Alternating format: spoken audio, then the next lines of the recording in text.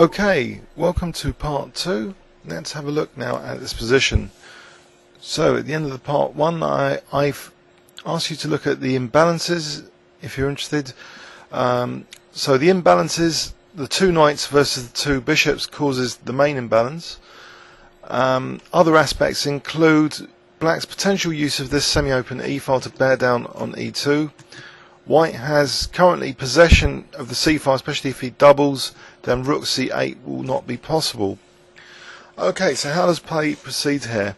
Topalov played actually rook fe8, putting more pressure on these knights, which are currently protecting each other kind of nicely.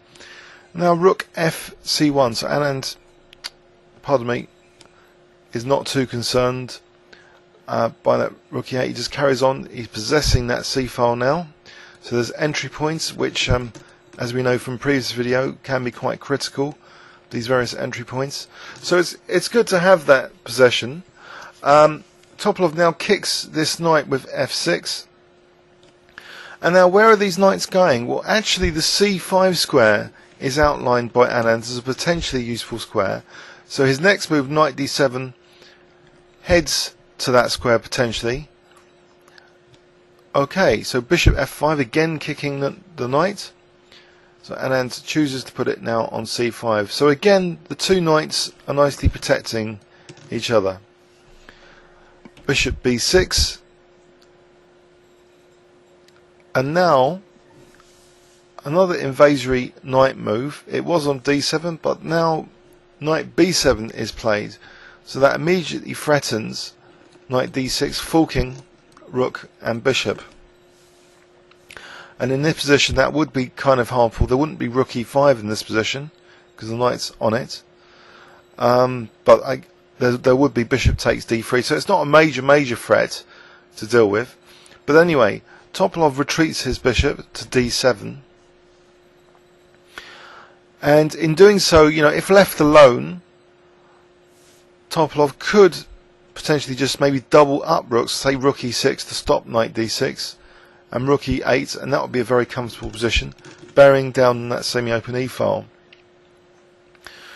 Here though, Anand immediately prevents such a move like rook e6. He plays knight f4, and not only eyeing e6, it can come into d5 if Topalov is not careful, and then to c7. So these are tricky knights. Topalov plays rook a b8, harassing that one. Now knight d6 is played. Possibly knight c5 is an okay alternative, but you know, it just came from there. So this is a bit of new territory with this knight configuration. Now rook e5 was played. If rook e7, there might be this knight c8 that could be useful for white. So Topalov avoids that possibility with this rook e5, and he's still capable of doubling up rooks on e2 after his move in any case. So rook e5, knight c8 is played anyway, attacking that bishop on b6, which Topalov, you know, he has to do something about that. There's no bishop a7, just gets munched. Doesn't really want to retreat it over here. That would be a bit passive. Say bishop d8, and probably a tactical disaster of some sort. So he goes to a5. Looks like a sensible place in the circumstances. Knight d3. Okay, hitting that rook on e8. Really, what on earth is going on here, you might ask, with these knights and these maneuvers? Well, the pawn structure is kind of static at the moment. It's stabilized, and you know, both sides are just seemingly attacking each other's bits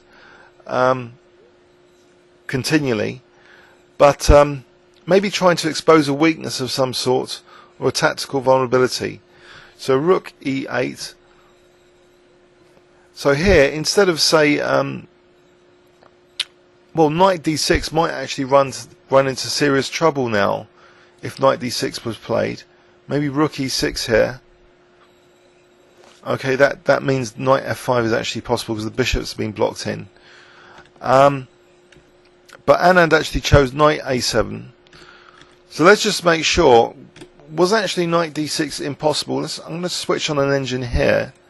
So this is getting tactically seemingly tricky with this harassment issue of these knights.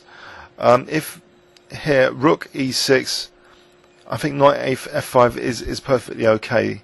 There's nothing too much going on in the position. Maybe the knight can always go back here if needed, like this. So that was just an alternative then, just to move the knight to a7. That's fine as well. Actually, Rybka gives it a slightly better for black. Actually, knight d6 is the more accurate move. Okay, that's interesting. So anyway, knight a7. So bishop b6. Again, the knight is harassed. Knight c6. The rook's attacked. Now, if rook c8, there will be knight e7. I can spot that without an engine. Just about. Rook takes, and then rook takes c8, winning the exchange. So that's to be avoided. So rook b7 was played. Now knight b4. So the knight is perhaps going to go to d5 next. In fact, it does. After a5, goes to d5. Now Topalov changes the pawn structure again with a4. So a slight squeezing on the queen side. He's got the a5 square still for his bishop. And after that, maybe he can look forward to b4.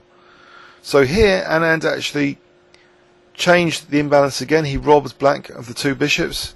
So we get a knight versus bishop ending. Now after knight c5, let's reassess the situation. Is the knight going to be better than the bishop? Is white's use of the c file valuable here? Is black's pressure on the e file going to keep the balance? Okay, bishop f5 hitting that rook. Rook d2.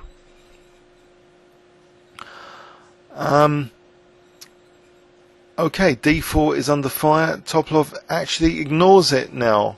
So the imbalances change again. He plays rook c6. He can ignore it actually because rook d4, there's rook e2. So when will this pawn be threatened? It's when this one is protected or other circumstances change like that. So b4 was played here, supporting the knight on c5, and now Topalov chose en passant. So took back, and now b4 to avoid white playing b4. Perhaps fixes the pawn on a light square. If the bishop ever goes to e6, when allowed to, b3 might be vulnerable. But at the moment, the knight's eyeing that e6 square. So, is Topalov resting some sort of advantage? Well, Anand snaps up his d-pawn, so we have an exchange of prisoners, in effect. But now takes that b4 pawn, so that this b4 pawn had to be carefully calculated, this b4 move, giving up both pawns.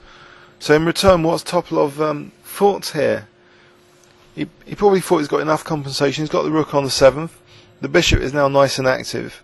So bishop h3. There's restraint on the white position. The pawn dare not move because of these checks like rook g2 check. And the other rook will just join it on the 7th rank, and that will spell disaster for white in most cases. So Anand plays now rook bc4.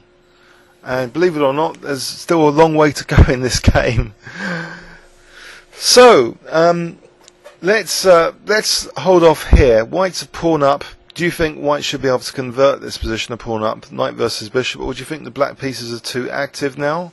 Do you think this pawn is easy to exploit, so just herd to the 8th rank? What are your views on this position and this set of imbalances? I'd like to just quickly, if we've got time, just do an overview, a summary of what happened between move 20 and move 40 then. So it seems to be a lot of knight infiltrations, knight going in and out of the position here, in and out, in the position to d6, and now the rook's almost like trying to trap that knight, and the knight goes to c8 again, back in the position, and then a7, it's doing a tour de force of squares in the black position, knight c6, avoiding rook c8 with knight e7 check, that would be a disaster.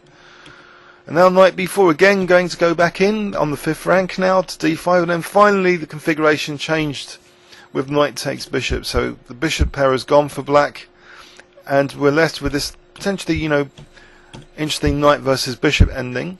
But now here's the highly controversial move from Topalov.